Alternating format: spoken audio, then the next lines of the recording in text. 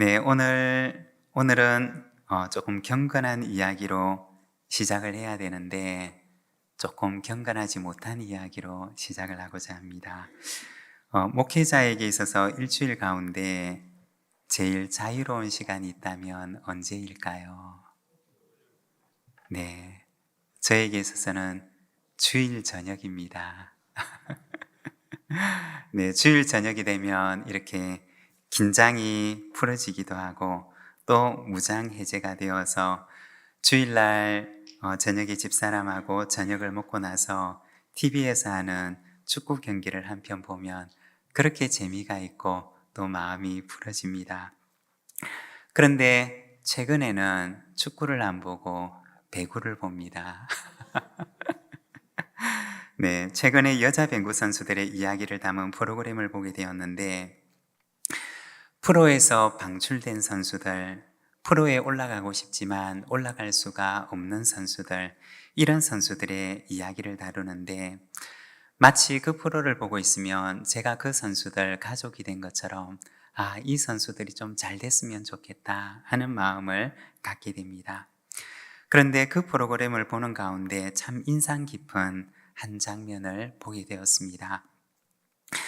선수들이 경기를 하거나 훈련을 하면서 일기를 적는 것이었습니다. 자기가 실수한 것, 그리고 오늘 잘 안 된 것, 그리고 다음 경기에는 꼭 잊지 말고 기억해야 될 것, 이처럼 자기를 돌아보면서 일기를 적는 것이었습니다. 그리고 이것이 선수의 발전에 있어서 굉장히 중요한 과정이라고 합니다. 그 일기에는 무엇이 적혀 있었느냐? 굉장히 어려운 것들이 아니었습니다. 그리고 아주 그 어려운 기술에 대한 것이 아니었습니다. 알고 있는데 잘 안 된 것들, 알고는 있지만 그 순간에 제대로 적용하지를 못해서 실수한 것들, 이와 같은 기본기에 대한 것들을 적는 것입니다. 저는 지난 안식년 기간에 목회를 오래 하셨던 한 선배 목사님의 권유를 받고 제자 훈련에 대해서 혼자서 공부하는 시간을 가졌습니다. 그리고 혼자서 준비를 하면서 저 개인에게 굉장히 유익한 시간을 가졌습니다.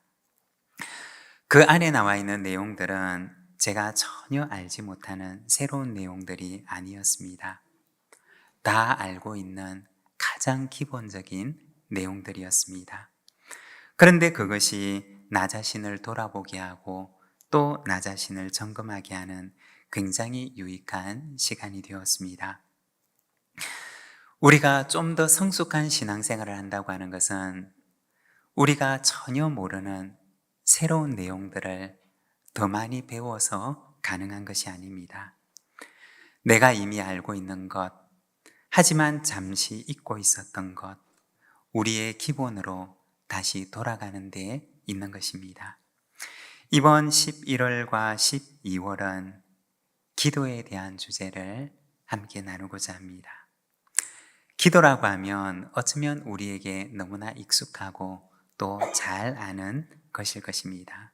그러나 우리가 이 기간 동안 예수님께서 우리에게 가르쳐 주셨던 기도에 대해서 우리가 다시 한번 돌아보며 우리가 더 성숙한 기도를 향해 나아가는 시간이 되기를 바랍니다. 오늘은 예수님께서 가르쳐 주신 기도, 관계라는 제목으로 말씀을 함께 나누고자 합니다. 성경 가운데 예수님께서 가르쳐 주신 기도가 기록된 것은 오늘 우리가 함께 읽고 있는 마태복음 6장의 말씀과 그리고 누가복음 11장에 기록되어 있습니다. 오늘 본문에는 잘 나타나 있지 않지만 누가복음 11장을 보게 되면 이 주기도문이 어떻게 나오게 되었는지를 기록을 하고 있습니다. 누가복음 11장 1절에 보면 이렇게 말씀을 합니다. 예수께서 한 곳에서 기도하시고 마치심에 제자 중 하나가 여짜오되 주여, 요한이 자기 제자들에게 기도를 가르친 것과 같이 우리에게도 가르쳐 주옵소서. 예수님께서 어느 날 기도를 마치고 오셨는데 제자 중에 하나가 예수님을 찾아온 것입니다. 예수님, 우리에게도 기도를 좀 가르쳐 주십시오. 라고 찾아옵니다. 그러면 이 제자는 기도에 대해서 전혀 몰랐기 때문에 그런 것일까요? 그렇지 않았을 것입니다. 아마 이 제자의 마음 속에는 조금 더 성숙한 기도로 나아갔으면 하는 그 바람 가운데 예수님을 찾아왔을 것입니다. 오늘은 9절 말씀을 중심으로 해서 예수님께서 가르쳐 주신 기도는 어떤 것이었을까? 우리가 함께 묵상하는 시간을 가지고자 합니다. 먼저 첫 번째로 주님께서 가르쳐 주셨던 기도는 관계의 기도입니다. 9절 말씀을 우리 자막을 보면서 같이 한번 봉독하겠습니다. 그러므로 너희는 이렇게 기도하라. 하늘에 계신 우리 아버지여, 이름이 거룩히 여김을 받으시오며. 예수님께서 가르치셨던 기도는 이렇게 시작을 합니다.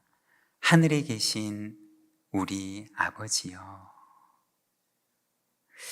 예수님께서 제자들에게 가르치셨던 그 기도의 첫 마디는 무엇이었느냐? 우리말로 번역된 한글 성경에서는 하늘에 라고 하는 말이 먼저 나오지만, 그러나 헬라어로 된 원어 성경을 보게 되면 파테르라고 하는 말로 시작을 합니다. 이 파테르라고 하는 말은 아버지라는 말입니다. 그러니까 예수님께서 제자들에게 가르치셨던 그 기도의 첫 마디는 하나님과의 관계 속으로 초청을 하는 기도였던 것입니다. 기도로 들어가는 첫 관문은 무엇이냐? 바로 하나님과의 관계 안으로 들어가는 것입니다. 하나님과의 관계 속으로 들어갈 때 이 관계의 문을 열어젖히게 되면 바로 그 안에 기도의 세계가 열리는 것입니다. 그 관계는 어떤 관계냐? 바로 아버지와 자녀와의 관계입니다. 헬라어로 된 성경 파테르라고 하는 말은 우리말로 아버지라고 번역을 하고 있는데, 그런데 예수님 당시에는 이 헬라어가 아니라 사실은 아람어를 사용하셨습니다. 성경학자들에 따르면 원래 예수님께서 사용하셨던 단어는 아람어 가운데 아바라는 단어였다고 이야기를 합니다. 이 아바라고 하는 말은 번역을 하면 아빠라고 하는 뜻입니다. 그러니까 예수님께서는 아버지라고 하는 단어보다 더 친밀한 단어인 더 어린아이가 아빠와의 그 원초적인 관계를 표현하기 위해서 썼던 아빠라고 하는 단어를 사용해서 바로 제자들을 하나님과의 관계 속으로 초청했던 것입니다. 하나님과 우리와의 관계를 아빠와 자녀와의 관계로 초청을 했던 것입니다. 여러분, 이 아빠라고 하는 단어는 어린 시절에 우리가 사용하는 말입니다. 다시 말해서 아빠에게 절대적으로 의존할 수밖에 없는 바로 어린 우리의 실존을 보여주는 것이 이 아빠라고 하는 단어인 것입니다. 그리고 그 아빠는 어린 자녀를 한없이 긍휼의 눈으로 바라봅니다. 이것이 바로 하나님과 예수님께서 초청하셨던 하나님과 우리와의 관계라는 것입니다. 아빠 혹은 아버지라고 하는 말은 관계적인 말입니다. 우리가 아버지라고 부르게 될 때 나와 내가 부르는 그 대상이 어떤 관계 속에 있는지가 나타나게 됩니다. 그런데 이 세상의 모든 관계들은 유한합니다. 우리가 아버지, 어머니라고 하는 말을 영원히 사용할 수가 없습니다. 우리에게 허락된 시간 동안만 우리가 쓸 수가 있는 단어입니다. 그 시간이 지나가고 나면 우리가 아무리 부르고 싶어도 그 언어를 가지고 누군가를 부르거나 또 관계를 지속해 나갈 수가 없습니다. 제한된 시간 동안만 우리에게 허락된 단어라는 것입니다. 그런데 하나님과의 관계에서는 어떠하냐? 이 아빠라고 하는 말은 제한된 시간이 아니라 영원한 관계를 의미하는 단어라는 것입니다. 지금뿐만 아니라 영원히 우리가 부르게 될 관계의 언어라는 것입니다. 기도란 바로 하나님과의 관계 속으로 들어가는 것입니다. 우리가 간혹 이런 말을 쓰기도 하는데 나이가 들면 아이가 된다는 말을 쓰기도 합니다. 그런데 사실 보면 우리는 하나님 안에서는 영원한 어린아이인 것입니다. 그분에게 절대적으로 의존할 수밖에 없는 영원한 어린아이, 영원한 어린 자녀가 되는 것이 바로 우리의 실존이라는 것입니다. 어떤 분에게는 이 기도하는 시간이 굉장히 기쁘고 즐거운 시간이기도 합니다. 그렇지만 또 어떤 분에게는 이 기도의 시간이 너무나 서먹하고 어색한 시간이 되기도 합니다. 왜 그런 것일까요? 하나님과 나와의 관계가 바로 그러하기 때문입니다. 예수님께서는 제자들에게 가장 친밀한 단어인 아바라는 말을 사용하시면서 제자들을 기도로 초청하셨던 것입니다. 예수님께서는 제자들에게 이 기도의 시간이 하나님과의 관계가 너무나 서먹하고 어색하게 여겨지는 이 제자들에게 아니란다. 하나님과 우리의 관계는 본래 이렇게 친밀한 관계란다 라는 것을 말씀해 주셨던 것입니다.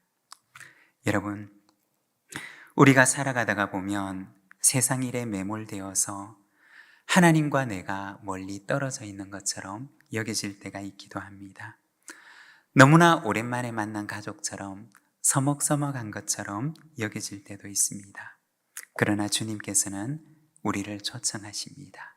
친밀한 관계 속으로 들어오라고 초청을 하십니다. 기도란 무엇이냐? 하나님과의 관계 속으로 들어가는 것입니다. 우리의 아버지가 되시는, 우리의 아빠가 되시는 하나님의 그 친절한 품속으로 나아가는 저와 여러분이 되시기를 바랍니다. 그리고 두 번째, 주님께서 가르치신 기도는 초월의 기도입니다. 9절 말씀을 보면 하늘에 계신 우리 아버지여 라고 기도를 합니다. 이 하늘에 계신이라고 하는 말은 하나님께서 우리에게서 멀리 떨어져 계신다 라는 것이 아닙니다. 이 말은 하나님의 초월성을 가리키는 말입니다. 장소를 초월해서 어디에나 계시는 하나님의 보편성을 가리키는 말이고, 한계를 초월해서 무엇이든지 행할 능력이 있으신 하나님의 전능하심을 가리키는 말입니다. 오늘 우리가 읽었던 말씀 6절에 보면 이렇게 말씀을 합니다. 너는 기도할 때 내 골방에 들어가 문을 닫고 은밀한 중에 계신 내 아버지께 기도하라. 은밀한 중에 보시는 내 아버지께서 갚으시리라. 여기 말씀에 보면 골방에 들어가서 문을 닫고 기도하는 한 사람을 보여줍니다. 골방은 어떤 곳일까요? 골방은 닫힌 공간입니다. 외부와 차단되어 있는 은밀한 공간입니다. 그런데 그 은밀한 공간에서 일어나고 있는 기도도 듣고 계시고 또 응답하시는 하나님을 보여주는 것입니다. 우리는 간혹 하나님을 생각할 때 내 수준에서 생각하는 경우들이 있습니다. 그런데 하나님은 우리의 수준을 훨씬 뛰어넘으신 분이십니다. 우리가 성경을 보면 하나님을 가리켜서 말할 때 기묘자라, 모사라고 하는 찬양을 보게 됩니다. 그런데 이 기묘자라고 하는 말을 영어로 보게 되면 wonderful이라고 하는 단어를 사용합니다. 여러분, 우리가 언제 wonderful이라고 하는 단어를 사용하나요? 놀라울 때, 굉장할 때 그런 말을 쓰지 않습니까? 하나님은 어떤 분이시냐? 우리의 생각을 뛰어넘으시고 우리의 사고를 뛰어넘으시는 놀라운 분이라는 것입니다. 내 예상대로가 아니라 나의 예상을 훨씬 뛰어넘으시는 분이 우리 하나님이시라는 것입니다. 기도란 바로 그 초월하신 분에게 나아가는 것입니다. 그런데 그분이 바로 우리의 아버지라는 것입니다. 여러분, 때로는 우리의 삶 속에 우리를 낙심케 하고 우리를 절망케 하는 일을 만난다 할지라도 낙심하지 마시기를 바랍니다. 그리고 기묘자가 되시고 놀라운 분이 되시는 하나님께 나아가시기를 바랍니다. 우리가 상상할 수도 없는 방법으로 하나님께서 우리의 삶 속에 역사하실 줄로 믿습니다. 그리고 세 번째, 주님께서 가르치신 기도는 공동체의 기도입니다. 우리 9절 앞부분의 말씀을 자막을 보면서 함께 봉독하겠습니다. 그러므로 너희는 이렇게 기도하라. 하늘에 계신 우리 아버지여. 여기에 보면 기도할 때 우리 아버지여 라고 기도를 합니다. 주기도문을 보게 되면 이 짧은 주기도문 속에 우리라고 하는 말이 몇 번이나 나오느냐? 6번이나 등장을 합니다. 요즘에 우리는 신앙이 개인화되어 있어서 우리라고 하는 말보다는 나라고 하는 말을 많이 사용을 합니다. 물론 그것도 참 좋은 의미입니다. 그런데 우리 주님께서 가르치셨던 그 기도는 이 우리라고 하는 의미를 강조하며 말씀해 주셨습니다. 우리 아버지라고 하는 말은 바로 가족됨을 가리키는 말입니다. 하나님께서 우리의 아버지가 되시고 우리는 서로 형제 자매가 되는 하나님의 가족됨을 말하는 것입니다. 그러면 아버지가 자녀에게 기대하는 것은 무엇일까요? 서로 아끼고 서로 돌보는 삶일 것입니다. 우리가 구약 성경인 모세오경을 보게 되면 형제와 자매에 대해서 그리고 이웃에 대해서 지극한 관심을 보여주는 것을 보게 됩니다. 출애굽기 23장 10절과 11절에 보면 이렇게 말씀을 합니다. 우리 같이 한번 봉독하겠습니다. 너는 6해 동안은 너의 땅에 파종하여 그 소산을 거두고 7째 해에는 갈지 말고 묵혀두어서 내 백성의 가난한 자들이 먹게 하라. 그 남은 것은 들짐승이 먹으리라. 내 포도원과 감람원도 그리할지니라. 아멘. 그리고 레위기 23장 22절에 보면 이렇게 말씀을 합니다. 너희 땅에 곡물을 베일 때 밭 모퉁이까지 다 베지 말며 떨어진 것을 줍지 말고 그것을 가난한 자와 거류민을 위하여 남겨두라. 나는 너희의 하나님 여호와이니라. 이 말씀에 보면 가난한 이들을 향한 배려를 말씀하십니다. 그리고 그 말씀에 보면 나는 너희의 하나님 여호와이다 라고 하십니다. 너희의 하나님이 아니라 너희의 하나님이라고 말씀을 하십니다. 신명기 14장 28절과 29절에 보면 이렇게 말씀을 합니다. 매 3년 끝에 그의 소산의 10분의 1을 다 내어 내 성읍에 저축하여 너희 중에 분깃이나 기업이 없는 레위인과 내 성중에 거류하는 객과 및 고아와 과부들이 와서 먹고 배부르게 하라. 그리하면 내 하나님 여호와께서 내 손으로 하는 범사에 내게 복을 주시리라. 여기에 보면 분깃이나 기업이 없는 레위인들, 객과 고아와 과부들의 삶을 돌아보면 29절에서는 그리하면 하나님께서 내가 하는 모든 일에 너에게 복을 주실 것이다 라고 말씀을 하십니다. 하나님께서 갚아주시겠다고 하는 말씀인 것입니다. 건강한 기독교 영성은 내가 이웃에게 어떻게 대하는가에 대해서 관심을 가집니다. 하나님께서는 내가 내 이웃에게 어떻게 대하는지에 대해 너무나 많은 관심을 가지고 계신다는 것입니다.